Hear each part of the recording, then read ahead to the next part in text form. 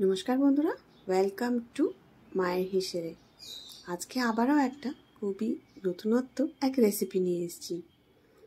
এই সময়তে ওল খুবই বাজারে পাওয়া যায়, তাই জন্য তারই এক রেসিপি ওলের কোফতা। চলুন তাহলে রেসিপিটা শুরু করে দেওয়া যাক। ওলগুলোকে প্রথমে টুকরো করে খোসা ছাড়িয়ে কেটে নেওয়া হয়েছিল। দিয়ে এবারেতে একটা কুকারের মধ্যে অল্প একটু জল দিয়ে ভালো করে সেদ্ধ করে নেওয়া হয়েছে। ওল কিন্তু একদম নরম করে সেদ্ধ করা হয়েছে। ভালো করে এবারে ওলটাকে চটকে নেওয়া হচ্ছে। একদম স্ম্যাশ করে নিয়ে আপনারা হাত বা স্ম্যাশার দিয়ে স্ম্যাশ করে নিতে পারেন। ভালো করে মোলায়েম করে স্ম্যাশ করে এরপরে হাফ লেবুর স্লাইস ওর মধ্যে দিয়ে দেওয়া হলো। তার সাথে দিয়ে দেওয়া হচ্ছে নুন হাফ টিস্পুন মতন আর অল্প একটু চিনি। এর সাথে দিয়ে দেওয়া হলো হাফ টিস্পুন মতন আদার পেস্ট বা আপনারা আদা কুচিও দিতে পারেন। এর সাথে দিয়ে দেওয়া হচ্ছে লাল লঙ্কার পেস্ট। ঝাল কিন্তু আপনারা আপনাদের স্বাদ মতন দেবেন। আপনারা যদি কুচিয়ে কাঁচা লঙ্কাও দেন তাও দিতে পারেন। আর দেওয়া হচ্ছে অল্প একটু গরম মশলার গুঁড়ো আর একদম অল্প একটু জিরে গুঁড়ো দিয়ে ভালো করে সব কিছু কিন্তু মেখে নেওয়া হচ্ছে। নুনটা কিন্তু আপনারা মাথায় রেখে দেবেন, কারণ কিন্তু নুনের টেস্টটাই কিন্তু খুব ইম্পর্টেন্ট হয় এই কোফতার মধ্যে। ভালো করে এবারে মেখে নেওয়া হয়েছে আমাদের, তো মোলায়েম করে কিন্তু ওলটাকে মাখা হয়েছে। এর মধ্যে এবারে বেসন দিয়ে দেওয়া হচ্ছে। 2 টিস্পুন মতন আমরা এখানে বেসন দিয়েছি। আপনাদের যদি মনে হয় ওলের মধ্যে জল একটু বেশি আছে, জল ভাব আছে, তাহলে কিন্তু আপনারা আর 1 টিস্পুনও বেসন দিয়ে দিতে পারেন। এরপরে অল্প একটু ভালো ঘি নিয়ে এর মধ্যে মেখে নেওয়া হয়েছে। এরপরে আমরা মাখা হয়ে গেলে ছোট্ট ছোট্ট বলস বানিয়ে নিয়েছি।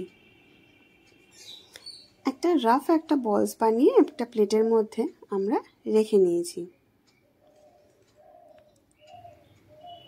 ভাগ আমাদের সব হয়ে গেছে।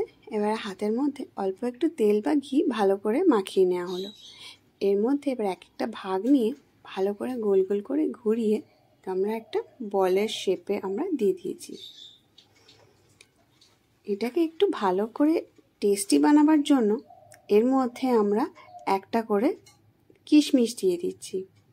মাঝখানটায় অল্প একটু গর্ত করে একটা কিশমিশ ঢুকিয়ে আবার সাইড দিয়ে মুড়ে আবার গোল করে পাকিয়ে বল করে নিয়েছি। এতে কিন্তু বেশ নোনতা কোফতার মধ্যে একটা মিষ্টি জিনিস কিন্তু বেশ ভালো লাগে, স্বাদটা একটু চেঞ্জ হয়ে যায়, তাই এই কিশমিশ দেওয়া। আপনারা যদি চান তাহলে আপনারা দিতে পারেন, নাহলে কিন্তু এটা অপশনাল, কেটেও দিতে পারেন। এবার আমাদের সব বলস করা হয়ে গেছিলো। এর মধ্যে এবারে আমরা একটা কড়ার মধ্যে তেল নিয়ে নিচ্ছি। তেলটা এখানে একটু বেশি লাগবে, কারণ কোফতাগুলো কিন্তু ডিপ ফ্রাই হবে। তেলটা এবারে গরম হয়ে এসছে। এর মধ্যে এক এক করে আমরা সব কোফতাগুলোকে ছেড়ে দিয়েছি। যেহেতু কোফতার বলসগুলো খুবই নরম, তাই জন্য খুব আলতোভাবে কিন্তু তেলের মধ্যে ছাড়বেন। যদি আপনাদের মনে হয় তাহলে কিন্তু অল্প অল্প করে নিয়েও আপনারা 2-3 সেট করে ভেজে নিতে পারেন। ভালো করে ঘুরিয়ে ঘুরিয়ে তেলটাকে চারিদিকে লাগিয়ে নেওয়া হচ্ছে। দিয়ে এবারে হালকা হালকা করে ঘুরিয়ে ঘুরিয়ে এগুলোকে ভাজা হচ্ছে।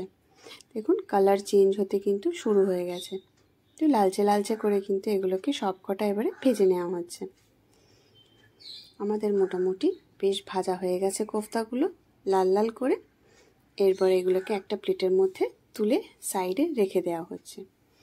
কড়াইতে যে তেলটা ছিল সেই তেলটাকে আমরা একটু কমিয়ে রেখেছি।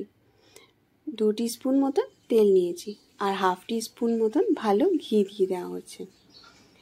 ঘিটা গরম হয়ে আসলে গলে গেলে এর মধ্যে এবারে দিয়ে দিচ্ছি এক এক করে তেজপাতা, শুকনো লঙ্কা, জিরে ফোড়ন আর গরম মশলা, তার মধ্যে এলাচ, দারুচিনি আর লবঙ্গ দিয়ে ভালো করে এটাকে নেড়ে নিয়ে এর মধ্যে হাফ টমেটো স্লাইস করে দিয়ে দেওয়া হলো। এটা যেহেতু নিরামিষ, তাই জন্য কিন্তু না কোফতায় না কোফতার গ্রেভিতে আমরা কোনো পেঁয়াজ রসুনের ব্যবহার করছি না। পুজো আচ্ছা পার্বণেও কিন্তু আপনারা এই কোফতাটা বানাতে পারেন। মশলাটা আস্তে আস্তে কষতে দেওয়া হচ্ছে, যাতে টমেটোর যেই গন্ধটা থাকে সেই গন্ধটা যেন চলে যায়।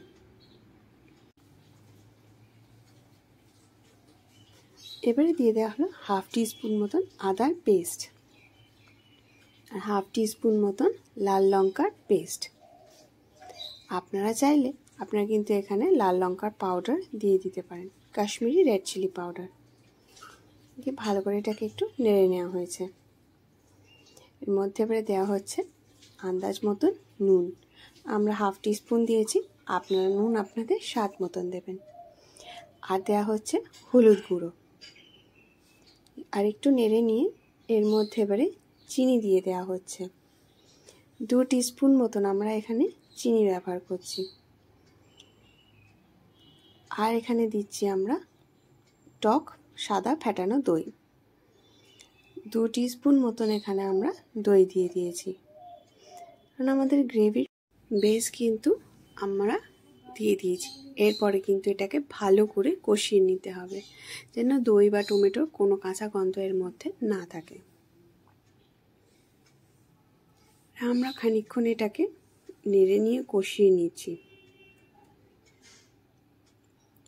অল্প একটু জল দিয়ে এবারে আমরা ঢাকা চাপা দিয়ে দিচ্ছি, যাতে ভালো করে মশলাটা কষে যায় আর সব কাঁচা গন্ধ কিন্তু চলে যায়। 5 থেকে 10 মিনিট পর দেখছি আমাদের কিন্তু বেশ মশলাটা কষানো হয়ে গেছে, সব কাঁচা গন্ধ কিন্তু চলে গেছে। এর মধ্যে যে কোফতাগুলো ভেজে রাখা হয়েছিল সেগুলোকে এক এক করে সব দিয়ে দেওয়া হলো, দিয়ে ভালো করে এটাকে নেড়ে নেওয়া হচ্ছে। দিয়ে আবার খানিকক্ষণের জন্য একটু ঢাকা চাপা দিয়ে দেওয়া হলো। এটা কিন্তু বেশিক্ষণ ফুটবে না, খানিকক্ষণ পরে গ্যাস বন্ধ করে দেওয়া হয়েছে, কারণ আমাদের কিন্তু কোফতা রেডি হয়ে গেছে। ব্যাস গরম গরম এবারে সার্ভ করে দিন। পরোটা, লুচি, ভাত, পোলাও সবের সাথে কিন্তু এটা জমে যাবে। রেসিপিটা ভালো লেগে থাকলে একটা লাইক, শেয়ার আর সাবস্ক্রাইব করে দেবেন।